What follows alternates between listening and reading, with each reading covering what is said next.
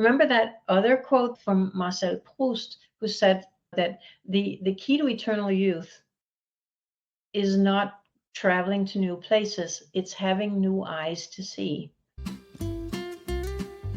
Welcome to the Stories Cafe podcast, the espresso version of Stories Cafe, offering quick, enriching moments of reflection on literature, cinema, archetypes, philosophy, and the art of living deliberately.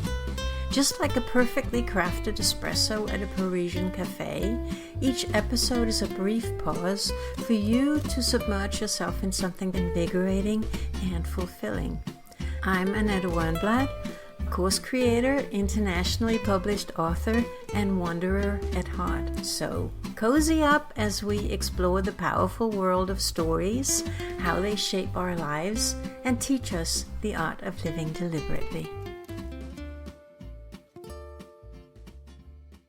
So today we are continuing our exploration of Peter Weir's adaptation of Dead Poets Society and the many important life lessons that John Keating teaches the boys. So lesson 3, he asks the boys to stand on the desks.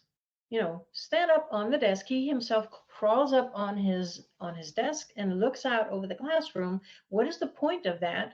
You want to be taller, one of the boys says. No, it is that if you're standing in a different place, life looks different.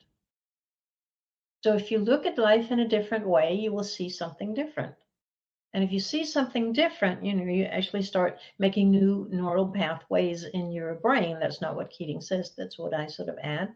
That if you have renewal, remember that other quote from Marcel Proust, who said, I'm summing up now, that the key to eternal youth is not traveling to new places. It's having new eyes to see. And that's exactly, without using Proust, because I think Keating is focusing, and Peter Weir and the novelist are focusing on American poetry and literature. Stand on the desk.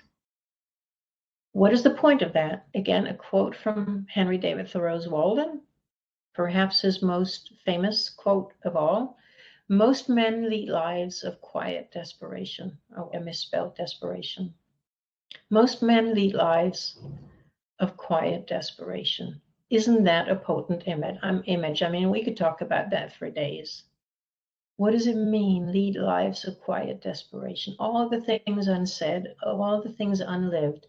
Was that only true in 1854? Well, perhaps it became even more true the deeper we got into the Industrial Revolution. And now it includes not only men, but as I'm sure Whitman would have said, men and women and children and dogs. And Chris Christopherson has a song called Casey's Last Ride. It is very sort of basic philosophical material. There's a song called Casey's Last Ride where he almost quotes this is of silent desperation, never speaking to a soul. And it's about this man called Casey who is living this life, and it's kind of dreary, and he obviously has a family, but he also has a mistress, but it's raining, and he walks into a bar and he's a little bit drunk, and you have this subway and really dreary, and there's a line in that song of silent desperation, never speaking to a soul. And he leaves the bar and he stumbles as he's leaving, and he wonders if the reason is the beer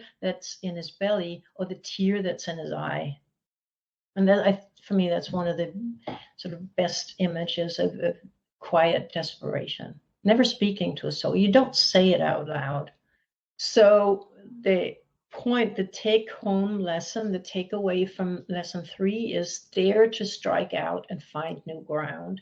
And all these lessons that we have looked at from each of the takeaways from each of the lessons from Dead Poets Society means that at this point now, the boys start striking out and finding new ground. And for some of them, it goes better than others. And obviously trying to woo a girl who already has another boyfriend is perhaps not as dangerous as going against your father who has a sort of iron will. Dare to strike out and find new ground. And the word dare, of course, these are Keating's words. The word dare does indicate that courage is needed to do this. Thank you so much for joining me. I hope you enjoyed your espresso break and learned something new.